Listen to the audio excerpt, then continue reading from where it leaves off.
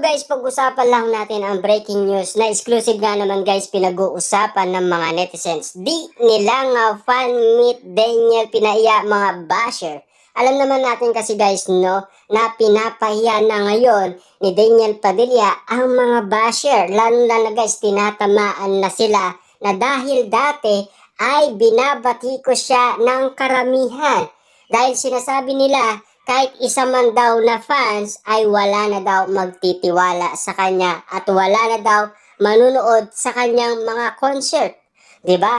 Kitang-kita naman natin guys na ang daming nanonood kay Daniel Padilla. Pinagkakaguluhan pa rin siya kahit anong gawin ng mga basher or haters ni Daniel Padilla. Napaya ang mga basher na nagsabing lalangawin ang unang fan meet ni Daniel Padilla after na iwalayan nila ng kanyang dating kalab team at nobya na si Catherine Bernardo. Kahapon nga ay napuno ng fans ni Daniel ang SM Mall of Asia na nanood ng kanyang fan meet. Grabe nga naman kasi guys dahil alam naman natin na si Daniel Padilla ay hindi pa rin nalalahos, 'di ba? Kitang-kita niyo naman guys, no? Isang Padilla kahit na si Robin Padilla noon guys ay nakulong na, pero hindi pa rin siya nalalaos. 'Di ba? Kita niyo naman guys, no? Baby Ahma ginawa ni Robin Padilla na ngayon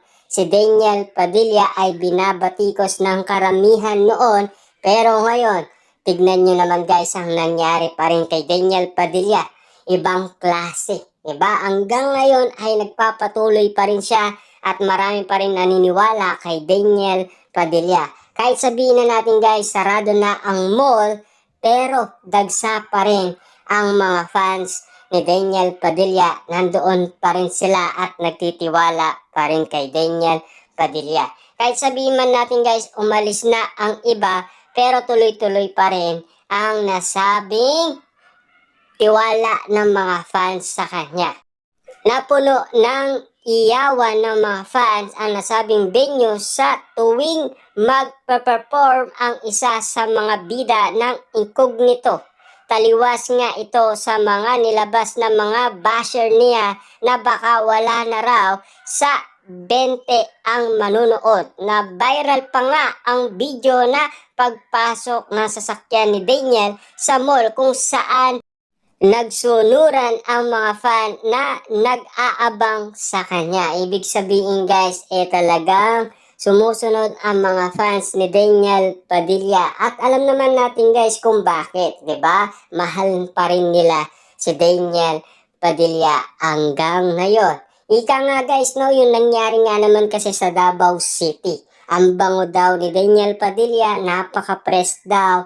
Talagang parang hindi man daw siya talaga nagbago. Kasi kitang-kita yung kagwapuhan ni Daniel Padilla hanggang ngayon. Kinumpara nga nang nag-upload ang alos kapareha na video na kuha 4 years ago. Say nito sa caption, 4 years after but the DJP effect is still strong as ever guard as human verticate. People flocking at the parking lot before and after the mall show. Then going after DJ, what can I say? He is Daniel Padilla after all. Isa pa nga sa nag-viral na video ang isang fan na nag-settle video abang nagpe-perform ang kanyang idolo. Marami ang natouch sa caption ng fan sa video nito na in-upload sa TikTok. Talikuran ka man ng lahat. Ako hindi, say nito sa caption. Ibig sabihin, kahit sino naman guys handang umibig muli sa kanilang idolo. Dahil alam naman nila na hindi nagbabago si Daniel Padilla. Kasi alam naman natin guys kung ano na yung rason pala, 'di ba? Kasi nakita na natin na sinabi na ng balita kung ano ang dahilan ni Daniel Padilla kung bakit niya naman nagkalabuhan silang dalawa ni Catherine Bernardo. Patunay lang yan guys na si Daniel Padilla hanggang ngayon ay nagtitiwala pa rin siya sa kanyang sarili, lalong-lalo na ngayon ay hindi na siya masungit. Napakabait ni Daniel Padilla guys. Hindi lang natin alam kung bakit nagkaganon sila ni Catherine Bernardo. Alam naman natin kasi guys, napakabuti ng mga Padilla, 'di ba? Kitang-kita niyo naman guys, Robin Padilla, Romel Padilla, Rostom Padilla. Nung napapanood natin ang kanilang mga movie, kitang-kita naman natin guys, bakas sa kanilang mga muka ang kasiyahan at kaligayahan abang sila ay bumibida sa mga pelikula. Katulad din naman guys ni Daniel Padilla. Masaya naman ang Cloton brand na ini-endorse ni Daniel sa dami ng taon dumalo sa fan meet at launch ng Jag BK Hardcore Collection. Kita nyo naman guys, no, hanggang ngayon ay hindi pa rin nalalaos ang isang Daniel Padilla. Sinasabi nga ng iba, talikuran ka man ng iba, pero sila daw ay hindi tatalikod kay Daniel Padilla. Hanggang ngayon guys, meron pa rin mga solid Katniel fans kay Daniel Padilla.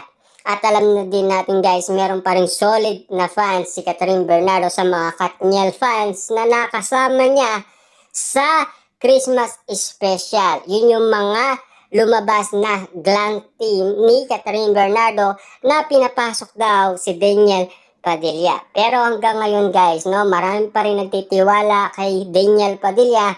Kahit ano pa man gawin guys ng mga haters ni Daniel Padilla, wala na silang magagawa. Kasi hanggang ngayon, bibida at bibida pa rin si Daniel Padilla sa Incognito.